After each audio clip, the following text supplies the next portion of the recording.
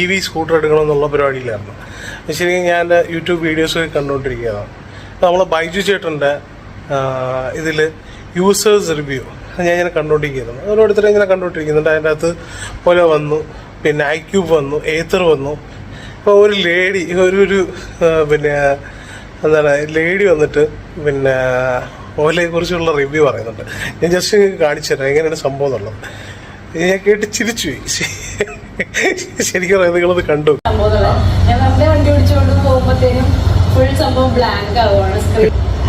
എടുത്ത് 1 month ആയിട്ട് customer service ഒക്കെ വിളിച്ചു. കസ്റ്റമർ സർവീസ് ആരും വരില്ല എന്ന് പറയുന്നു.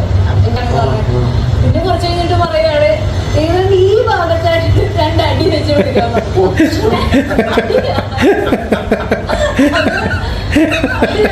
സെയിം ടൈം ശരിയാണ്.